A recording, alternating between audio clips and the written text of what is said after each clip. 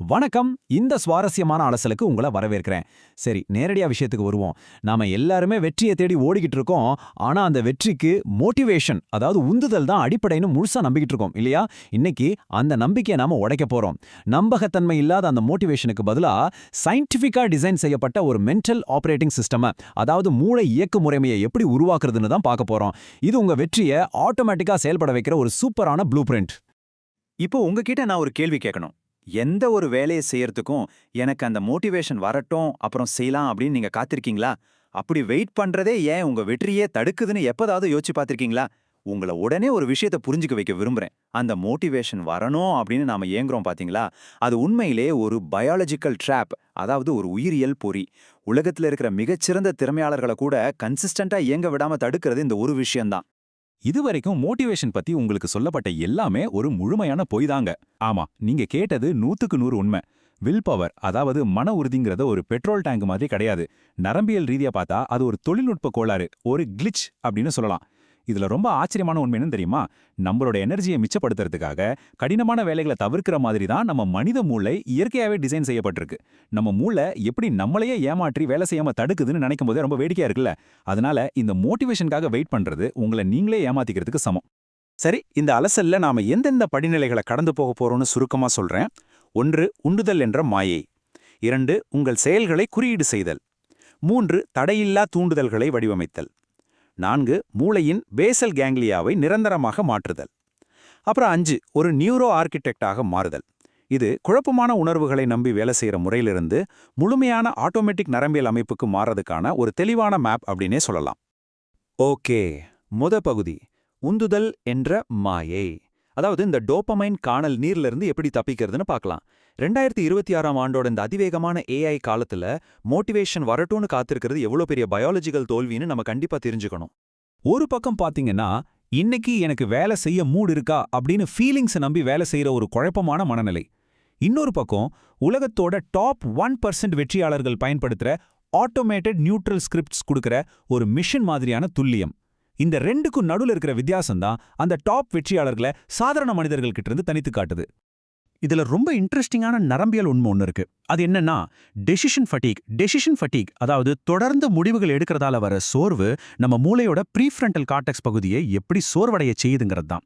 நான் இதை செய்யலாமா வேண்டாமா அப்படின்னு ஒவ்வொரு தடவையும் நம்ம கான்ஷியஸா முடிவெடுக்கும் போது அது நம்ம மூளையோட எனர்ஜியை அப்படியே உழிஞ்சிடுது. இது இன்றைய நவீன டிஜிட்டல் கவனச்சிதறல்களுக்கு உங்களை ரொம்ப ஈஸியா இரையாக்கிடுது. அதனால ஏஐ டூல்ஸ் மனித உழைப்பை முழுமையா மாற்றிடும் அப்படிங்கிற மாயையையும் இது சுக்குநூறா உடைக்குது. இப்போ நாம 2வது பகுதிக்கு போகலாம். உங்க செயல்களை எப்படி கோடிங் செய்யறது. அதாவது மனிதனோட உள்ளுணர்வுக்கும் அல்காரித மாதிரியான ஏந்திரத்தனமான செயல்பாட்டுக்கும் நடுவுல ஒரு பாலமா செயல்படுற நியூரோ சிம்பாலிக் ஹேபிட் லூப்பை பத்தி இப்போ நாம தெளிவா பார்க்க போறோம். இங்க நீங்க கவனிக்க வேண்டிய மிக முக்கியமான விஷயம் என்னன்னா, இந்த இம்ப்ளிமெண்டேஷன் இன்டென்ஷன், அதாவது செயல்படுத்தும் நோக்கம் அப்படிங்கிறது நம்ம மனசுக்குள்ள இன்ஸ்டால் செய்யற ஒரு சாஃப்ட்வேர். இது இந்த சூழ்நிலை ஏற்பட்டால் நான் இதை செய்வேன் அப்படிங்கிற ஒரு இஃப் தென் தூண்டுதலை பயன்படுத்தி உங்க பிஹேவியரை முன்னாடியே கோடிங்கா மாத்துது. இது மூலமா உங்க மன உறுதியை நம்பி இருக்க வேண்டிய தேவையே முற்றிலுமா தவிர்க்கப்படுது. நீங்க முன்னாடியே முடிவெடுத்துறதால உங்க அறிவாற்றல் சுமை கணிசமா குறைஞ்சிடுது. சரி, இது பிராக்டிக்கலா எப்படி வேலை செய்யுதுன்னு பாப்போமா? ரொம்ப சிம்பிள். முதல் ஸ்டெப், ஒரு குறிப்பிட்ட பிசிக்கலான தூண்டுதலை, உதாரணமா நீங்க வேலை செய்யற டேபிள்ல உட்கார்றத, இதை நீங்க அடையாளப்படுத்தணும். 2வது ஸ்டெப், அந்த தூண்டுதலோட ஒரு முக்கியமான டாஸ்கை டைரக்டா கனெக்ட் பண்ணிடணும். இது பார்க்கறதுக்கு ஒரு கம்ப்யூட்டர்ல கொடுக்கப்பட்ட கோடு எப்படி எக்ஸிக்யூட் ஆகுமோ அதே மாதிரி உங்க மூளையில கச்சிதமா செயல்படும். இவ்வளோ நேரம் மென்டல் ப்ளூ பிரிண்ட் பத்தி பேசணும். இப்போ நிஜ உலகத்துக்கு வருவோம். பகுதி 3, தடையில்லா தூண்டுதல்களை வடிவமைத்தல். உங்க மூளைக்குள்ள நீங்க செட் பண்ண அந்த இஃப் தென் கோட் ஆட்டோமேட்டிக்கா ரன் ஆகிறதுக்கு உங்களை சுத்தி இருக்க பிசிக்கல் என்விரான்மெண்ட்டை எப்படி செட்டப் செய்யறதுன்னு இப்ப பார்க்கலாம். உங்க காலையில நடக்கிற ருட்டீனை கொஞ்சம் யோசிச்சு பாருங்களேன்.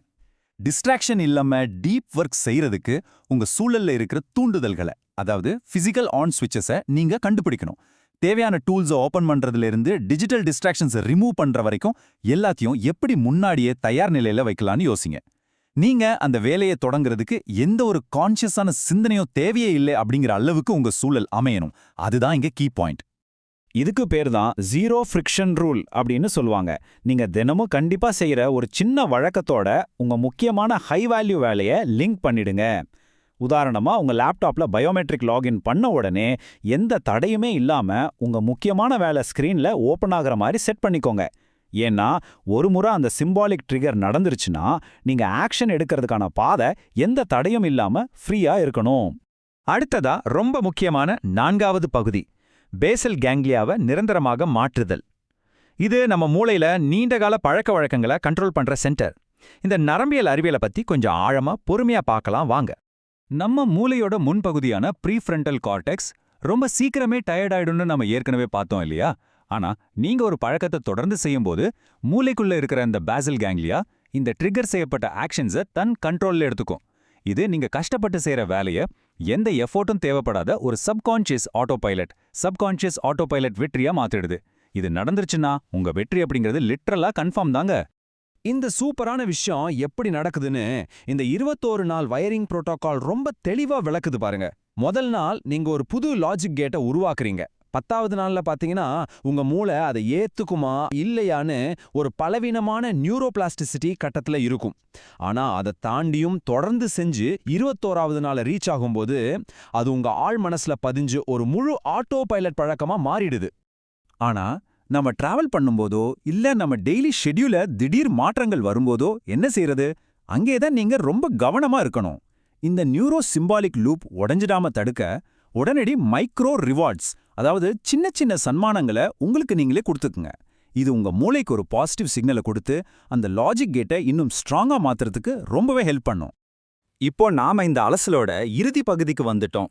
பகுதி 5, ஒரு நியூரோ ஆர்கிடெக்டாக மாறுதல். வெறும் ஒரு சிங்கிள் பழக்கத்திலிருந்தே எப்படி ஒரு முழுமையான ஹை பர்ஃபார்மன்ஸ் ஆட்டோமேஷன் கட்டமைப்பை உருவாக்குறதுன்னு இப்ப பார்க்கலாம். இப்படி பல இஃப் தென் செயல் திட்டங்களை ஒன்னுக்கு மேல ஒன்னா லேயர் செய்யும்போது உங்க நாள் முழுவதுமே ஒரு செயின் ரியாக்ஷன் மாதிரி மாறி உச்சகட்ட உற்பத்தியை உங்களால கொடுக்க முடியும். ஒரு ஸ்ட்ராங்கான ஹேபிட் லூப் உங்க மென்டல் எனர்ஜியை சேமிச்சு வைக்குது. அந்த எனர்ஜியை வச்சு ஏஐயால கூட இன்னமும் செய்ய முடியாத மிக உயர்ந்த கிரியேட்டிவ் சிந்தனைகளை உங்களால ரொம்ப சுலபமா செய்ய முடியும். இது உங்களுக்குள்ள நடக்க வேண்டிய ஒரு முழுமையான சைக்கலாஜிக்கல் ஷிஃப்ட். உணர்வுகளை தேடி ஓடுற மோட்டிவேஷனுக்காக வெயிட் பண்ற ஒரு ஆளா இருக்கிறத முதல்ல நிறுத்துங்க. அதுக்கு பதிலா சயின்டிஃபிக்கா டிசைன் செய்யப்பட்ட சிஸ்டம்ஸை எக்ஸிக்யூட் பண்ற ஒரு நியூரோ ஆர்கிடெக்டா நீங்க மாறணும். கடைசியா உங்களை சிந்திக்க வைக்கிற ஒரு ஆழமான கேள்வியோட இந்த அலசலை நான் நிறைவு செய்றேன். இன்னைக்கு நீங்க செட் பண்ண போற உங்களோட முதல் சிம்பாலிக் ட்ரிகர் என்னவா இருக்க போகுது? அந்த மோட்டிவேஷன் ஃபீலிங்குக்காக வெயிட் பண்றத இன்னியோட விட்டுடுங்க. உங்களுக்கான ஆட்டோமேட்டட் சிஸ்டமை உருவாக்குற வேலையை இப்போதே தொடங்குங்க. அடுத்து ஒரு சுவாரஸ்யமான ஆழமான அலசல்ல நாம மீண்டும் சந்திக்கலாம்.